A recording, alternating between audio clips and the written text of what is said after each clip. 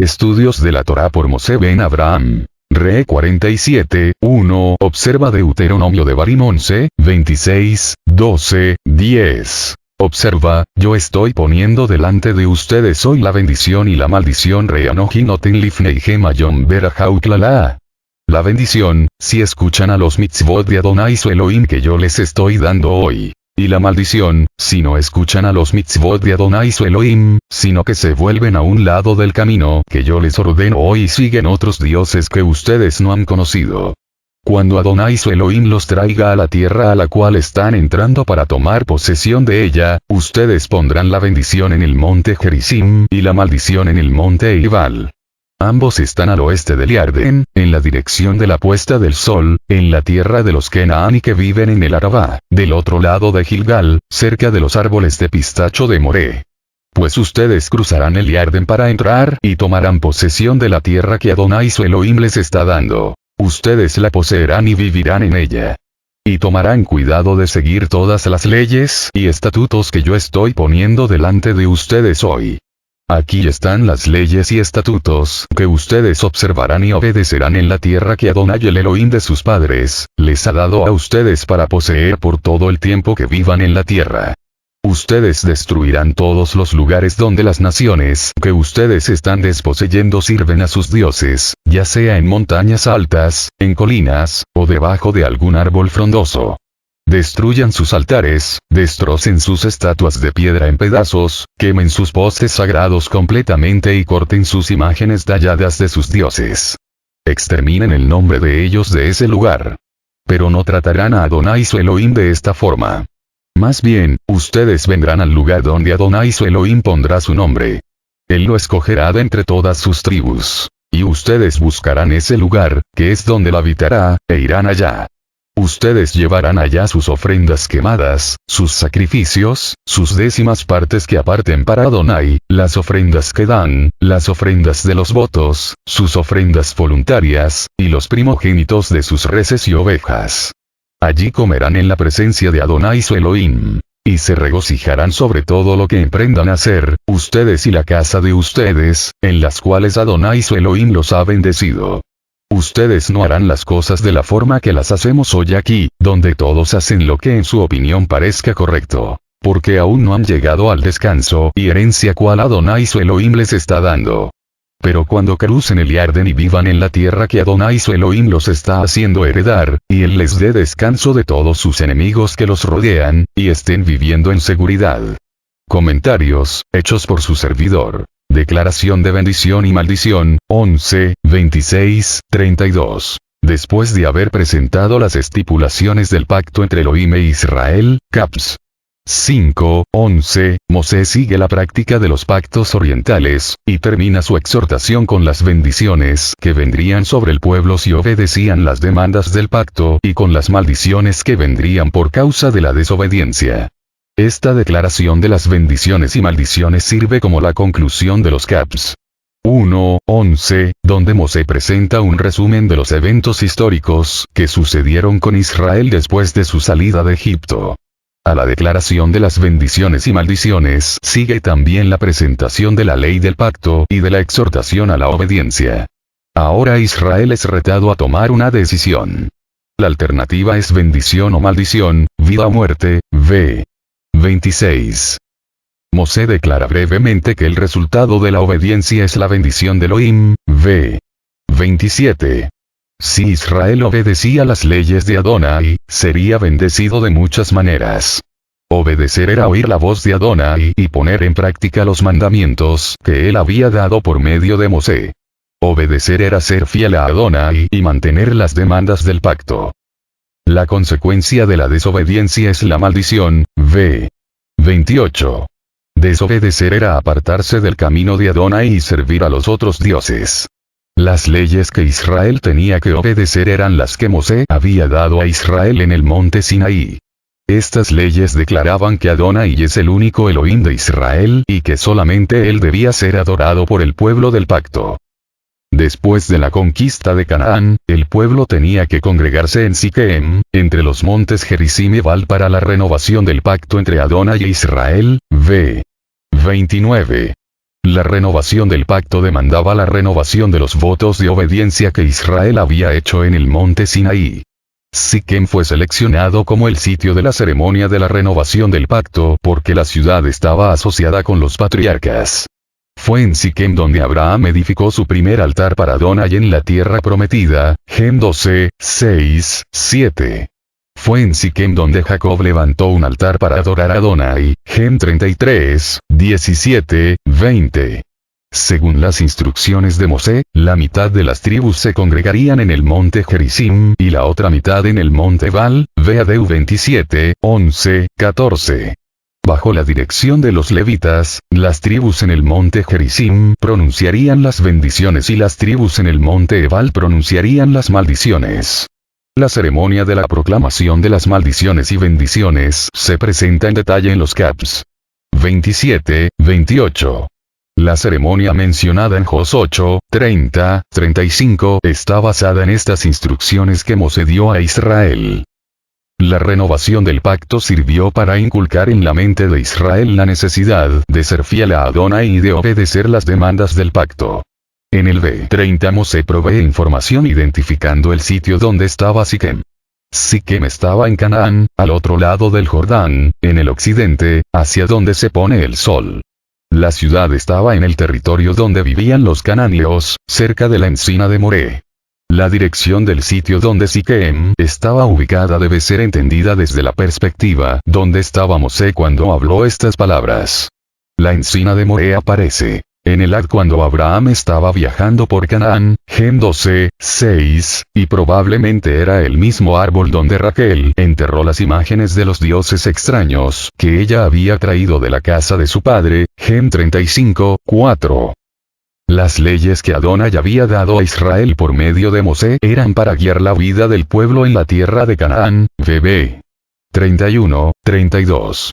Israel todavía estaba en la tierra de Moab, al otro lado del Jordán, esperando la orden divina de cruzar el río y entrar en la tierra prometida. La entrada de Israel en la tierra prometida se tornaría una realidad en un futuro no muy lejano. La promesa que Adonai había hecho a los patriarcas se cumpliría e Israel heredaría la tierra que Elohim había prometido a Abraham y sus descendientes. Pero una vez que Israel conquistara la tierra y habitara en ella, ellos tenían que obedecer las palabras del Señor y poner por obra todos los decretos y las leyes relacionadas con las demandas del pacto. Para ayudar a Israel a entender lo que el Señor esperaba de ellos, el legislador hebreo presenta los detalles de la ley en los capítulos 12, 28. Esta sección se llama el Código Deuteronómico. El propósito de las leyes del Código Deuteronómico era ayudar a Israel a vivir como pueblo de Elohim en Canaán y eliminar cualquier acción que afectara la relación establecida en el monte Sinaí. Las leyes del pacto, 12, 1, 26, 19. Esta sección presenta el mensaje central del libro de Deuteronomio. Las leyes que aparecen en esta sección constituyen las leyes del pacto o el Código Deuteronómico. El énfasis principal del Código Deuteronómico es la centralización del culto de Adonai en el único santuario. El propósito de las leyes relacionadas con la adoración del pueblo en el santuario único, Deut. 12, era el de promover la integridad de la religión de Israel y la adoración exclusiva de Adonai. La ley del altar en Éxodo 20, 24, 26 presupone diversos santuarios en Israel, pero la centralización del culto presupone un santuario único donde Elohim debe ser adorado. La selección de Jerusalén como el lugar donde el santuario central iba a ser edificado sucedió por causa de la asociación de la ciudad con David y por causa del pacto que Adonai había hecho con él, 2 Sam 7. El templo en el monte Sión fue el lugar específico que Elohim seleccionó para manifestar su nombre y establecer su residencia en Israel. Por esta razón, el templo de Adonai en Jerusalén fue declarado el lugar donde el verdadero culto a Adonai ocurre. El propósito del Código Deuteronómico era asegurar que Israel iba a ser fiel en su adoración a Adonai y mantener su relación con Elohim establecida por medio del pacto en el monte Sinaí. Además de las leyes designadas para ayudar a Israel a mantener la adoración exclusiva de Adonai, el Código Deuteronómico tiene muchas leyes humanitarias. Estas leyes reflejan la preocupación deuteronómica por las personas pobres y oprimidas en Israel. Esta preocupación viene de la convicción de que el Elohim de Israel se preocupa por todas las personas pobres e indigentes. La redención de Israel de la esclavitud en Egipto fue una evidencia del interés de Adonai por los oprimidos. Como resultado, Israel necesitaba reconocer que cada israelita tenía una responsabilidad de ayudar a aquellos que estaban en una posición menos privilegiada. 1. Culto del pueblo de Elohim, 12, 1, 15, 23. Las leyes relacionadas con la centralización del culto en Jerusalén empiezan con una exhortación a obedecer las leyes y los decretos que Mosé ya había dado al pueblo, 5, 1, 22. La misma exhortación sirvió de conclusión para la sección introductoria del primer sermón de Mosé, 11, 31. A. El santuario único, 12, 1, 7. Las leyes que establecen el culto de Adonai en el santuario central es una aplicación de los 10 mandamientos a la vida social, civil y religiosa del pueblo de Israel. El primer versículo de este capítulo sirve como una introducción para todo el código deuteronómico. Por cuanto la próxima introducción de una sección mayor del libro no aparece hasta 29, 1, esto indica que en su redacción final, 12, 1, 26, 19 representa una unidad literaria en el libro. La centralización de la adoración de Elohim en el templo único presupone la destrucción de los santuarios donde se adoraba a los dioses cananeos. La exclusividad de Adonai en la vida religiosa de Israel está basada en el primer mandamiento donde Adonai es introducido como el único Elohim de Israel, 5, 7. Adonai había redimido a su pueblo de la casa de servidumbre.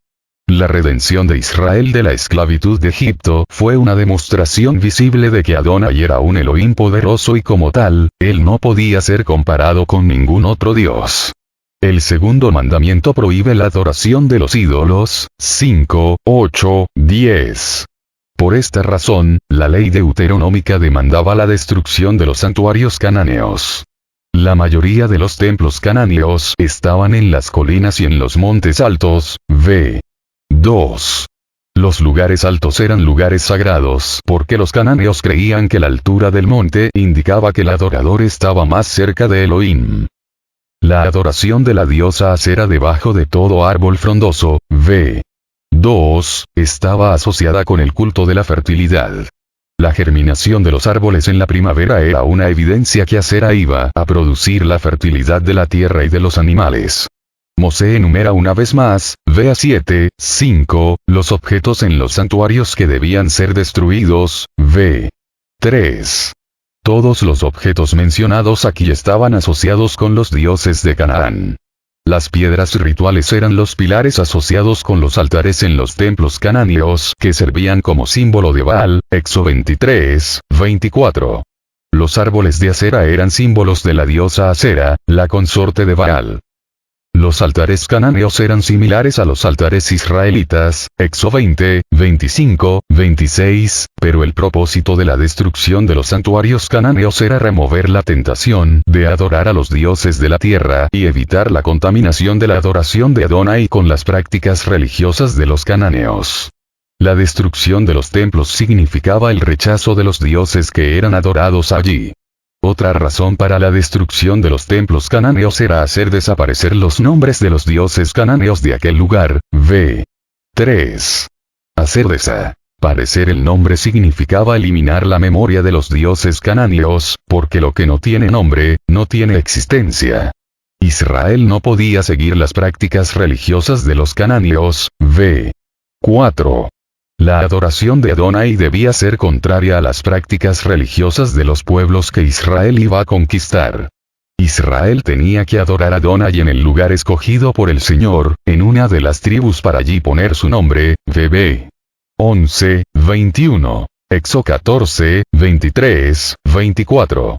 Después de la destrucción de los santuarios de los cananeos, Elohim iba a escoger un lugar especial en Israel y allí colocaría su nombre y viviría con su pueblo.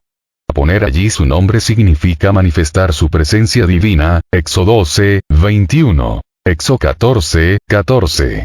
Esta expresión también es sinónima de la expresión hacer habitar su nombre, Éxodo 12, 11. Éxodo 14, 23. Éxodo 16, 2. Adonai iba a establecer su residencia en el templo y allí el pueblo de Israel debería recurrir para adorar, para presentar sus diezmos y para entregar sus ofrendas. El santuario sería la morada eterna del Señor con su pueblo. El texto claramente indica que la adoración de Israel era comunitaria, vosotros, v. 7. Toda la congregación debía venir delante de Adonai en el lugar escogido y allí presentar sus ofrendas. El sacrificio de animales tenía un motivo religioso y un motivo humanitario, el de proveer alimentos para las personas pobres en la sociedad israelita. Según las instrucciones de Levítico 1, los animales ofrecidos en holocausto eran quemados por completo sobre el altar. La persona que ofrecía el sacrificio ponía su mano sobre la cabeza del animal como símbolo de su identificación con el animal y de la expiación de su pecado y de su reconciliación con Elohim. Los sacrificios eran ofrendas de gratitud a Elohim, Lev 7, 12, 15. El propósito de los sacrificios era expresar acción de gracias por bendiciones recibidas de Elohim.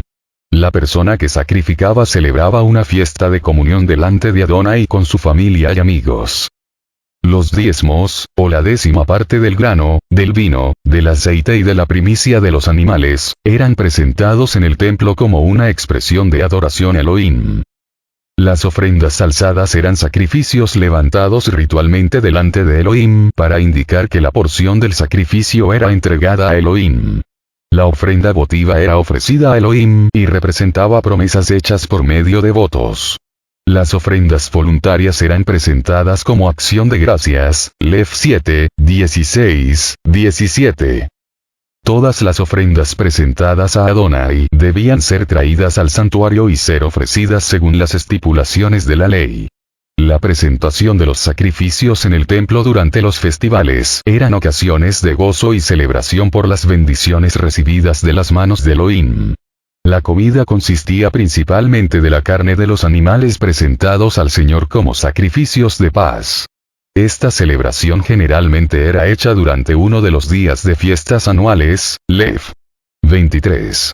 La exhortación de que Israel debería regocijarse en la presencia de Adonai aparece diversas veces en Deuteronomio, Lev 12, 7, Lev 12, 12, Lev 12, 18, Lev 14, 26, Lev 16, 11. La familia del adorador israelita generalmente incluía la esposa, los hijos, los esclavos y aun los levitas que vivían en su ciudad.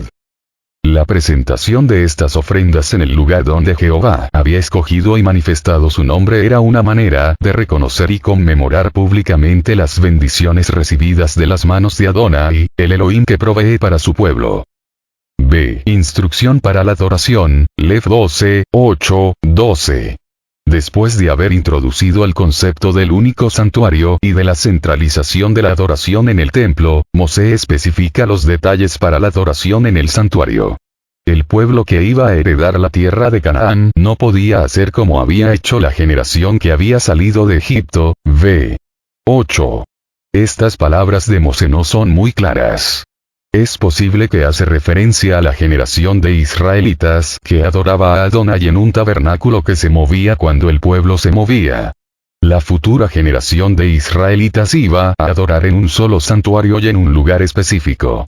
Pero es posible que estas palabras sean una referencia a la libertad que el pueblo tenía en la observancia de las leyes. Hasta aquel momento el pueblo no había cumplido la forma correcta de adoración porque la vida migratoria en el desierto hacía difícil la observancia propia de la ley. Josué declaró que en el desierto, el pueblo no observó la celebración de la Pascua, Jos 5, 5. Una expresión similar para indicar confusión política y religiosa en Israel. Ahora, la nueva generación de israelitas estaba preparada para entrar en la tierra de Canaán y heredar la tierra que Adonai había prometido entregarles. En Canaán ellos conquistarían a sus enemigos y encontrarían descanso y seguridad. Una vez conquistada la tierra, Adonai escogería un lugar para manifestar su nombre y tomar residencia entre su pueblo. Allí en aquel santuario, el pueblo tenía que venir a adorar a Adonai y presentar sus sacrificios, v. 11. Esta ocasión de adoración era ocasión de gran gozo. Cada israelita tenía que traer a su familia al templo para celebrar con Israel. Aquí el texto menciona a los miembros de la familia: hijos, hijas, esclavos y aún los levitas. El B12 claramente indica que la adoración de Israel era congregacional. La lista de personas mencionadas en el B12 señala que todos los miembros de la familia debían venir al santuario para adorar a Adonai. Por cuanto los levitas no iban a tener parte en la distribución de la tierra prometida, ellos no tenían heredad y dependían de la buena voluntad de los ciudadanos más prósperos en la sociedad israelita. Num 18, 21. Num 35, 1, 8. Los sacerdotes participaban de la ofrenda del pueblo. Num 18, 3, 8, pero los levitas, los que vivían dentro de las puertas de una ciudad, no tenían otra manera de sobrevivir más que la generosidad de la comunidad. Shavuot Tov, buena semana. Ros Mosé.